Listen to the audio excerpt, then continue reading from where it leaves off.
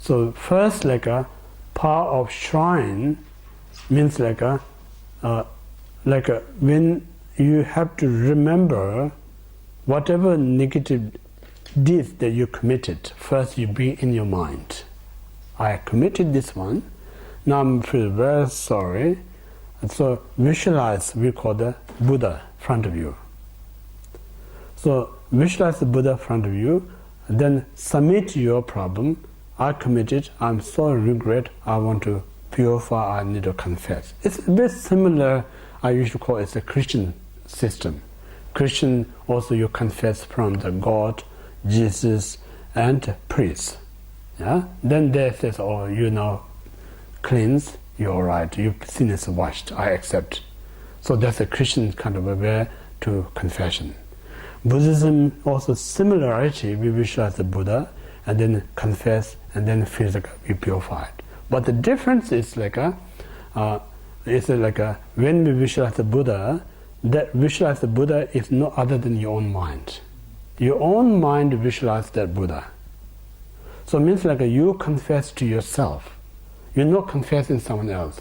Because the Buddhist psychology or logic mind says no one out there has a power to wash your mind, logically. Like yesterday I mentioned, when you get hungry, no one eat behalf of you, you're not going to fool. You have to eat yourself.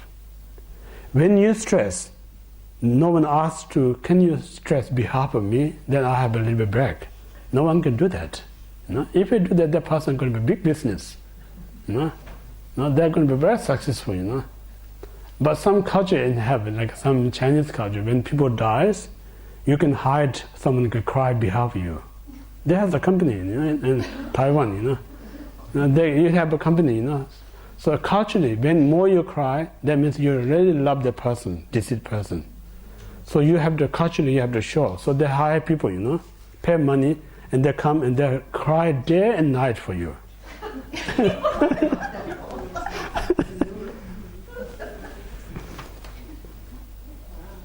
So, not just in China, but in Europe, in England. Okay. Days past. Okay.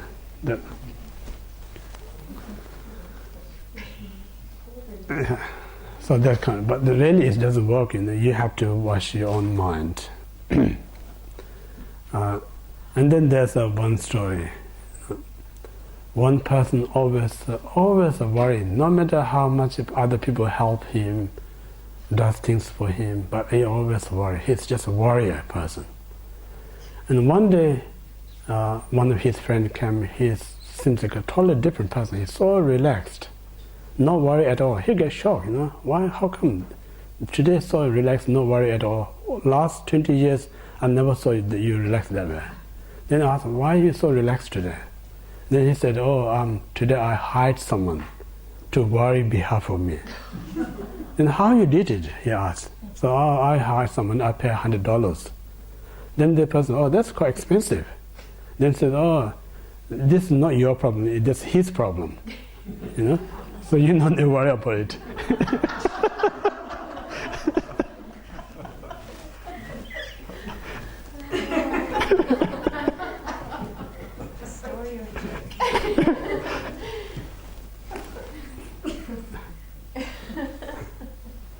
So anyway, I'll come back to the point. So Buddhism, we have a confession. So confession is only because we live in a dualistic life, dualistic mind. So we have a subject and object. So we visualize, it's a skill, method. So when you visualize the Buddha, it helps us do something that I cleansing myself. So only a sec of that we visualize, but the real, we not just believe, we visualize the Buddha and they come and take away my negative things. We don't believe. I have to, beginning of the teaching I mentioned, karma that you committed, no one else can share. You have to experience yourself. So if somebody Buddha come and purify, it's contradicting. So the teaching is right to beginning to end, make sure it's not contradicts. If it's a contradicts, it's not truth. So that's the reason you always teachings talk all sorts of from whatever where you look, nothing is a contradicting. That's so important.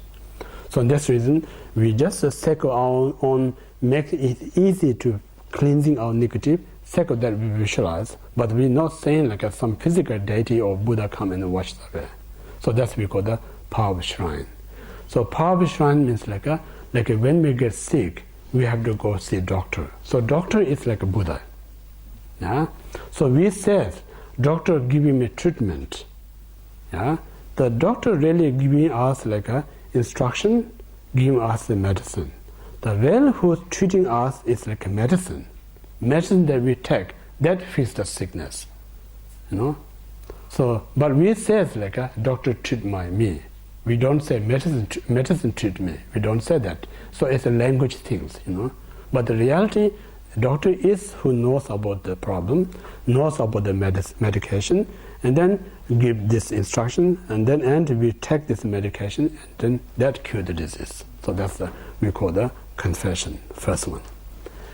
And the second is the power of regret. Power of regret means once we realize I did mistake, I did commit non-virtuous. So when I committed, I don't realize it's a serious. I didn't realize it's a negative. Now I look, I feel so remorseful. I feel so bad. So in that regret, if you have a regret, then genuine regret I'm talking about. If you have a genuine regret, that person never ever going to repeat that again. Most time we don't have a genuine regret. I can say sorry, but then next time do even worse than that first one. Then again you say I'm terribly sorry, and then again you're doing worse than that next days. That's not really genuinely remorseful. So here we talk about the really remorseful feeling. Then next time you even not closer, you even not going to closer to that kind of actions. You're always going to stay away from, distance from that. So that's what we call the remorseful. For instance, say if you go some country, the country where there's no good, the water system so much polluted, not knowingly you drink this water and you get back. So next time when you go that country, because of past experience, now I'm really regret that water that I drink make me so sick. Now I'm not going to go close to that water. So this is because the real genuine, because you learn the lesson. Learn the lesson, now you're not going to repeat that again. That's because the real. If you have that kind of remorseful regret, it's also purified for non-virtuous deed, negative deeds that you committed. Means you're not really interested, but some reason, you committed. Now I'm not happy. I'm not going to do it. So that's the second one. And the third is a powerful habitual antidote. Means now even course of my life, I'm not going to make these negative deeds. Yeah. So if we, as an ordinary person, life is more important than action. But if you're a serious practitioner, the action is more important than life, because life is keep changing. Life is like a cloth. If you get rid of this cloth, you have another cloth. So the third one, you need to be quite serious and very advanced practitioner. Saying for instance, say, someone asks you, say, kill this person, otherwise I'm going to kill you. Say, you kill these hundreds of people, otherwise I'm going to kill you. If you as an ordinary person, because I love my life more than others' life, so I will kill them to protect my life. But if a good practitioner, say, rather I lose my life than committing all these negative deeds. So that we talk about the habitual antidote means even cost my life, I'm not going to commit that non-virtuous. Make sense or not? Yeah, that's the third one. And the fourth is the power of restoration. Power of the restoration, there's the two ways you look. Any negative deeds that you committed, everything, we usually say like all the negative deeds is not good things to have. Every negative deed is bad because it brings you suffering, it brings you miserable. But one good thing negative deeds have is like a washable, cleansingable. You can clean it. Yeah? So nothing exists negative is a permanent and completely fixed. Everything is a washable. That's a good part. So therefore, whatever negative you committed out of ignorance, you don't need to be feel kind of a bad. You can do and wash it, clean it. So like we say like when they're overcast, we can't see the moon or sun. But not means like this overcast always going to block the moon and sun. Sooner or later, this cloud going to be disappear. Once it disappear, then moon and sun really shine. So same like a non-virtuous is only temporary. It's not going to be forever. Yeah. So that point of view, like everything is washable, purifiable. Yeah.